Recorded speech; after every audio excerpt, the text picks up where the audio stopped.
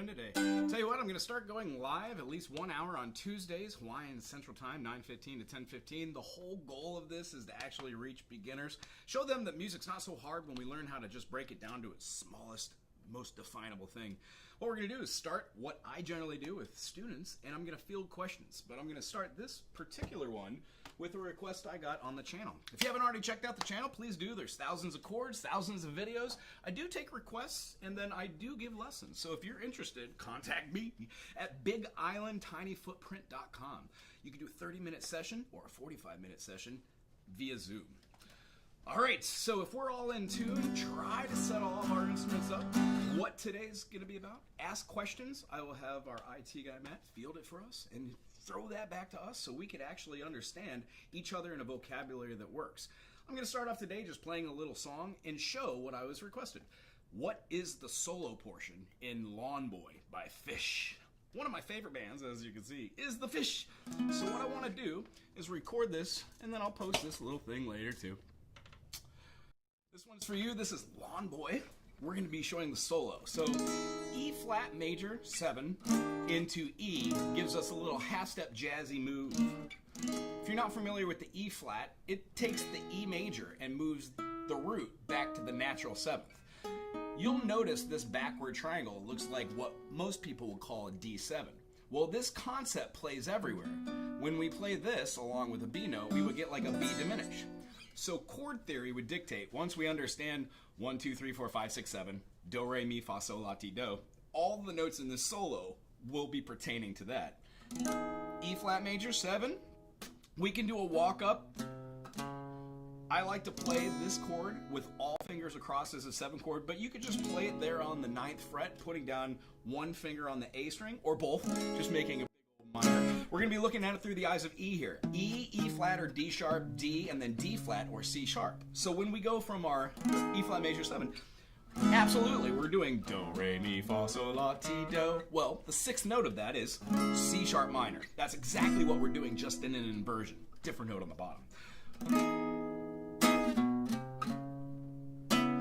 Because it's bass heavy, and I don't have a bassist with me, I generally go down to the same chord at the 2nd fret, and then walk up to a B7, and then go up a half step. The notes that are part of this, when they intro this on the album, Trey's doodling on an acoustic guitar. It's not like mostly rhyme or reason, probably wasn't even written, just sounds good because that's jazz. So when going,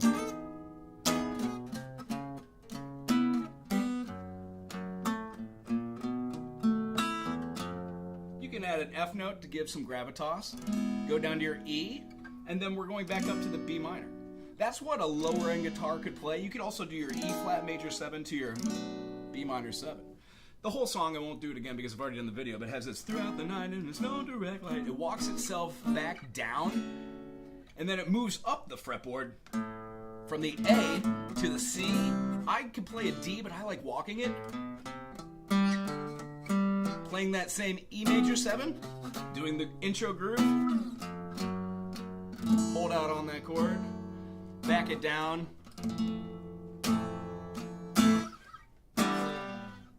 Thusly, the solo is going to start. We're thinking major pentatonic here.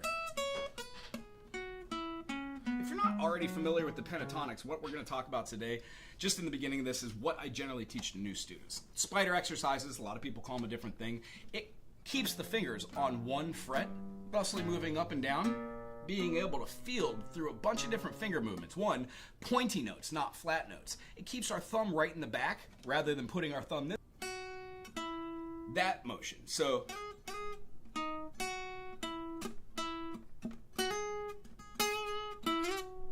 I like to move it up to the 11th fret because remember, we're trying to be playing with this E major pentatonic, and if we were to look at one of our chords that we played here, we would definitely have our C sharp minor. So if we have our C sharp minor, all the notes that are part of our C sharp minor are going to be feasible. That's a natural minor. So the solo would either be an E major or C sharp minor. And we're following just the pattern. 1, 2, 3, 4, 5, 6, 7, 1, or we could follow out our 1, 2, flat 3, 4, 5, flat 6, flat 7, 1. Now up here when we're playing the major, the back end of that is going to be our C minor pentatonic. It feels really good to know that one way up with those spider exercises defines where you're going to be playing the solo, and the one goes down. So what I'd urge you to do is listen to each note by itself and go.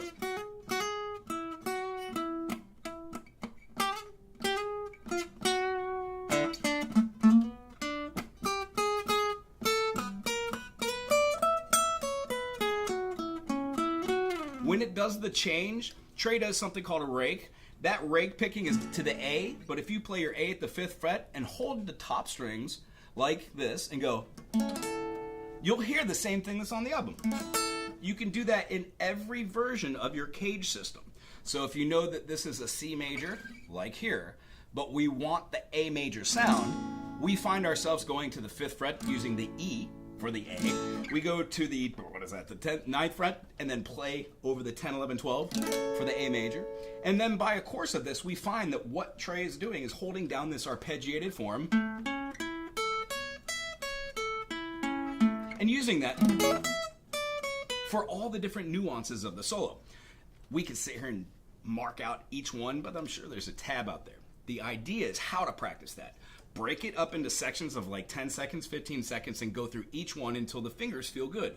Shouldn't be a bunch of jumping around. And if you practice the idea of all of these notes that you're going to be playing for the solo are within these notations of a spider exercise, you'll find yourself hitting the right notes with the right fingers on the right frets. And it feels really good when you get them down pat. The idea of doing the solo when you go from this A up to the C, you could use the same fingerings that you would have up to this E. When we go up to that C sharp, those notes are there. And you could use that all the way down. Since we're using our A, we could go in a major form, or we could use notes in between that are in the scale. That's more modal theory and more than we have time for right now today. I hope that answered a little bit of your question on how to get that through that solo. Listen to it, break it down into sections of 10 or 15 seconds. Let's open up for questions. Do we have any?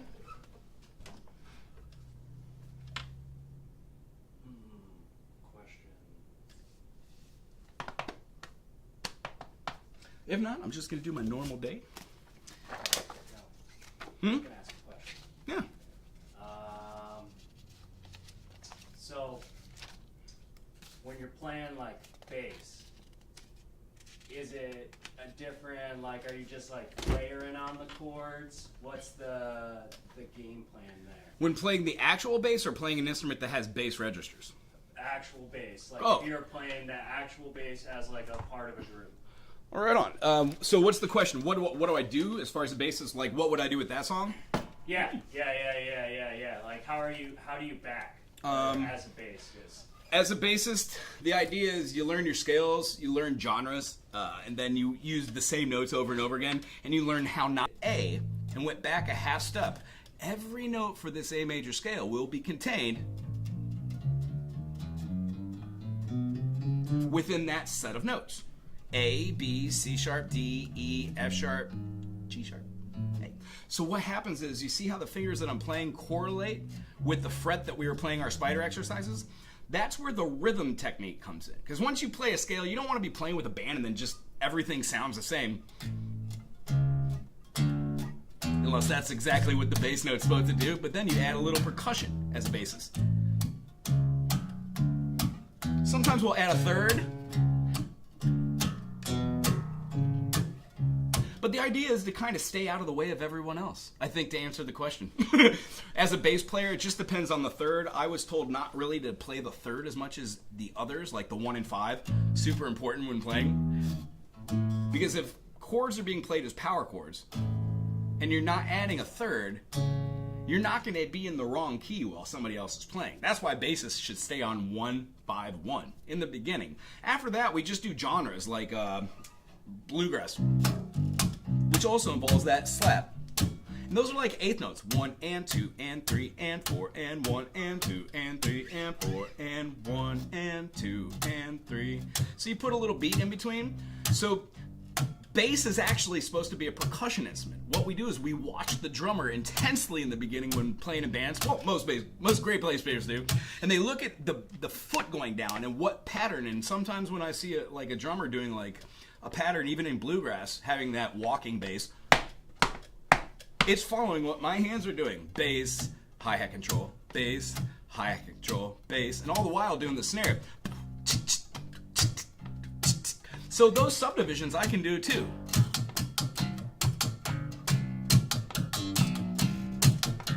And that little note that I put there is called a grace note. That's all really I like to do when playing bass for other people. If it's a bass-oriented thing, like we're playing Rush or something, or Les Claypool or some, what is the tray on a Oysterhead or something like that, then yes, bass is going to be predominant. But as far as like doing like bass itself, the best thing I could say for bassists is to keep with it. Keep your first finger on the first fret, second finger on the second fret, third finger, and then just reach up to that. I've got smaller hands, so when you reach up to that pinky, yeah, let your first finger go a little bit. But the idea is to get those notes to ring out nice and solid and play right in the middle. You never want to play on the metal fretting unless you're going for something called a harmonic. There's a harmonic at almost every fret. You just got to work on getting all those. In fact, you can even go past your fret up here and get other harmonics. And if you got a pedal board and stuff like that, they're lots of fun to put on a carbon copy or loop or delay and just have fun playing and making noises. Let's see, are there any other questions or maybe some bass theory here? If you are a bassist and you're going to be watching this now or in the future, one of the ideas is to take your finger, pick a key. Let's say we're going to play A, which we aforementioned had A, B, C sharp, D, E, F sharp, G sharp, A. If we didn't know those notes, we could go down and do the same thing here. It would give you G, but you don't need to know G as 1 sharp, that sharp is F sharp, and it's the 7th right before the root.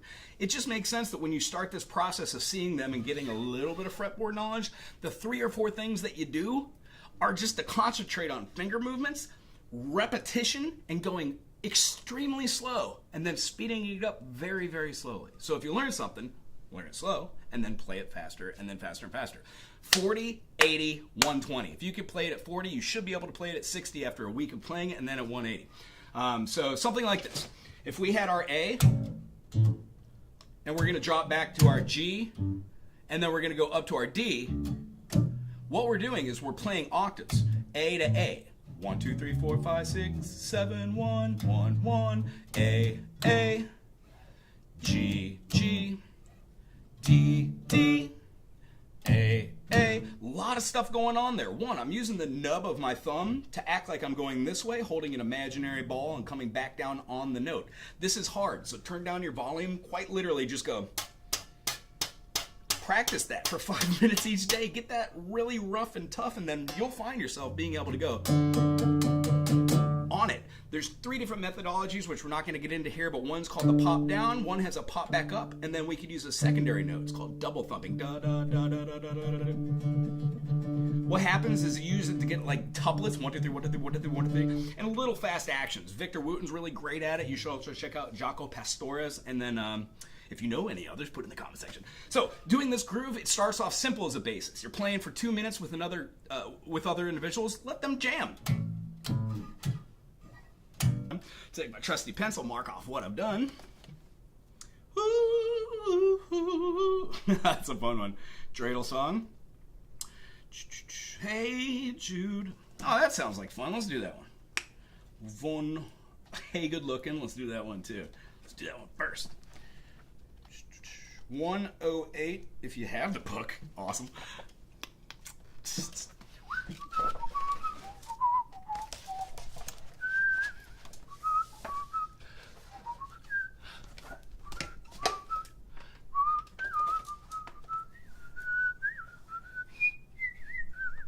So, first thing I do when I get a piece of music, I look at the first measure to see what key we're in. I'm going to be playing this one on the ukulele, so I want to make sure I'm in tune first as well. So, bum, bum, bum, bum.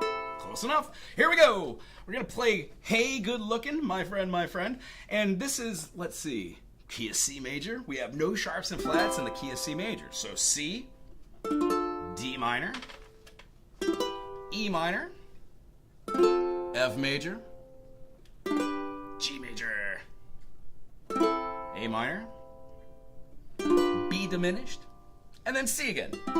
So for this song, we're going to have a couple chords that are outside the pocket. We have a D7, which is basically our D major, which is not in the key of C. Remember, we have a minor second. So sharpening that minor third to a major third gives you D, F sharp, A, meaning D major. Now this is a hard one too. If you play the guitar, the idea is if you could start playing your A differently than this, you'll find yourself having one finger on the fretboard and three fingers for awesomeness. If you can play those three, you drop the D back to a C sharp, that would give you an F minor or a D major 7. And then when we remove that finger again, it gives you a D dominant 7 or a D7. That's what we're looking for. Remember, you can also play your D7 by barring the whole thing like a B minor 7 or a D6, and then putting your finger up top here and getting the same thing. It just has a lower register. So when we're going through here, the only other chord that I'm going to call differently is going to be a C7. Rather than having just our root, we're going to play our root not as a major 7th, but as that aforementioned dominant 7th. That's how we do it in every key. If we were in the key of A, we would go A major 7, A7, or A dominant 7. Coolness. So the beginning of this starts off with a single note. That note is C. So we're going to play it as a pickup note. The next thing we're going to do is play the downstroke with hey. So we've got hey, good looking, what you been cooking? D7. How's about cooking? G7. Something up with me. C major. We're going to play a G7. Hey, a sweet lady, don't you think maybe D7 we could find something just brand new? Here comes our C7, our lending tone. I got an F, hot rod for C and a $2 bill F, and I know a spot right C over the hill F. There's soda pop and the C. Dancing's free, so if you D7 wanna have fun, come G7 along with me. C major, the root. Hey, a good looking, what you got cooking? D7. Let's try the other form. How's about cooking something? Another way to play a G7 would be to take that same shape and go all the way to the 7th and throw it up there. So if we were to go, hey, won't you come and that's a great way to hire that intonation. The intonation being the pitch, and it's the chords you're playing because they're called inversions. If you have any questions about that, they're of a 1, 3, 5, and that chord had another note. It's called either a major 7th or a minor 7th. That's what we were just talking about. That's how you play the beginning of this. The only thing it does is it goes all the way back up to the top, plays a whole second verse, has this little bassez in this one too. Bossy hands, here we go. Hey, free and ready, so why we go steady? Oh, how's about saving all your time for me? Hey, sweet baby, don't you say maybe, oh, we could find us up something steady playing for me. I'm gonna throw my neighbors over the fence, find me one for 10 or 5 cents. If you come up, I'll cover with edge, cause I'm writing your name in mine every page. Oh, oh, hey, good looking, what you got cooking? How's about cooking something good for me? How's about cooking something good for me? Being able to do a little ending is lots of fun. This one's in C. It's very fun to do a C, back to a G7, then back to the 1. Coolness. So what I usually try to do is look at the notes that I missed, go back and go, yeah, I didn't play that right, I extended that measure. Sometimes they come out really cool. The idea about sheet music, it's a foundation. You should make these songs your own, and the idea behind that is each time you play, you get a little bit better dissecting what you did. What I did there for the pizzazz part is I just took those simple chords we were playing, just exhibiting 4/4 for the rhythm, and I gave them the idea of down up with eighth notes and then 16th notes with down up, down up, down up. Meaning when I was counting in my head, 1 and a 2 and a 3 and a 4 and a... Now that's really straight, but to give it the swing I had when I was swinging the song and singing, I kind of gave it some inflection. For Hey Jude, we have C major, D minor, E minor, F major, G major, A minor, B diminished, and then we're going to have a couple chords outside the pocket. We're going to play simply just this note with all open. I know you call it an A minor, but it might be called an F with an E because we're taking out the root. Our B flat major is the 4th in the key of F, but as we just showed, the A with the second fingering moved up a half step gives an A sharp or a B flat. I hope that makes sense. Here we go. We're going to start with another pickup note. That pickup note's going to be a G. I'm going to go down like going down an octave helps me sing in a lower register. Hey, C major, Jude, to a G major. Don't make it bad. Make the G a G7. Take a sad song, C, and make it better. F, the 4 chord. Remember to let her under your, the 1 chord. Then the 7. There you go. G7 or B diminished. Make it better. Hey Jude, G, don't be afraid. G7, you were made to go out and get her. You see, we always go back to the 1, then the 4. The minute you let her under your skin, G7, then you'll begin to make it better. C7, and anytime you feel the F, Hey Jude, A minor or F with an E in the bass, D minor, don't carry the G7, the world, C, upon your shoulder. C7 again, because we're moving it. It's a London chord. Don't you know that it's a blue F? Again with the A minor to a D minor. Let's try that inversion. And then we're going to go all the way to a G7. What a little C colder. Again, after da-da-da's, the C7. Da-da-da-da. G, G7. Back up. We're going to take that DS al coda, which dal signo, just go to that thing that looks really weird. It has the S with the 2 dots on the side and a line through it. It happens to be all the way back up at the top, and we're going to go with a little more pizzazz. Hey Jude, don't make it bad. Take a sad song and make it better. Remember to let her into your heart, then you can start to make it. Now this has a 2 coda, but we're gonna take this Hey Jude for the second verse here, because the last time we do it, we're going to be ending it. So we want to make sure that we do it the second time only for that DSL coda. We're going to take it all the way through to that second ending and end the way the song does here. Remember to use the second verse if you're on page 109, because them's is the lyrics. Back it up to the minute. Remember to let her into your C, G7, and you can start to make it C better. C7. So let it out and let it F. Hey, A minor, Jude, D minor, refrain. Don't wait in G7, someone to the root, perform. Don't you know that it's a fool?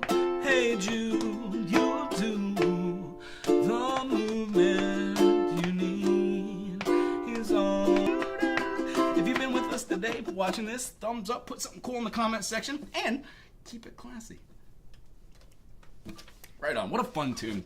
So, if anybody has any questions, I think I'm going to field one more. Otherwise, I got to plan a little bit of day for my students here. check out, see what time it is.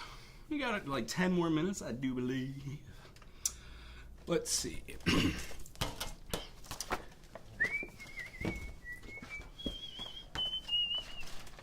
Maybe do a couple of the, I don't want to do YouTube shorts. How about a song from our 90s book?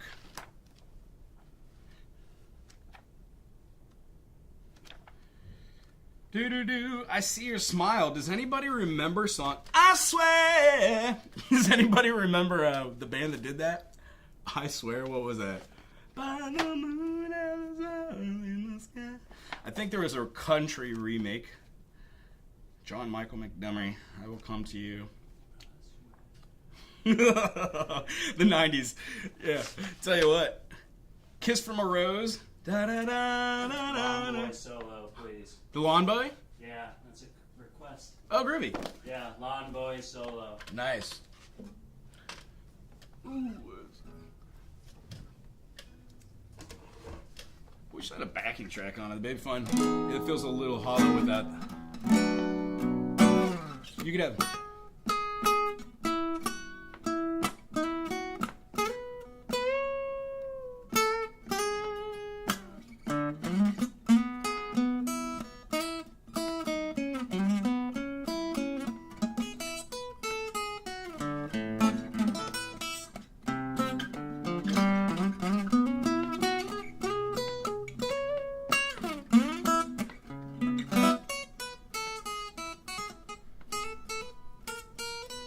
Use some secondary dominants too. E major 7 allows you to play with these backward shapes. If you follow the pattern, you can go all the way through the arpeggiated solo. When moving for the chords is the hardest part. I would say when it goes down to the B flat minor, you're going to be using your B minor pentatonic. And again, you could use those rake pickings which go on the left hand, the right hand, all the way through the chord and then go up. So as if you were playing up top a minor third up.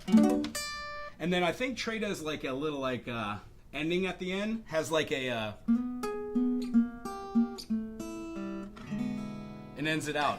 One of the things you want to try and do is go from one register to the other with your soloing. That's a harder concept to actually say than to just show. By using the E major, instead of going here to my D sharp, I would move up to this D sharp, and then I would find my way up to the next E, right? And use my scale preference going through. The only other major scales that would work over the top of this, you can't play like a major dominant 7 over the top of it, so you really want to avoid playing your D note over the top of it. You want to consistently stay with the D sharp. And then as far as the B minor is the relative minor of D major. So when doing that B minor pentatonic, you could also kind of think, instead of playing in E, now you're playing in D, and do the same sort of phrasings you over here. Right down a whole step. It works the same because you're doing the same cadence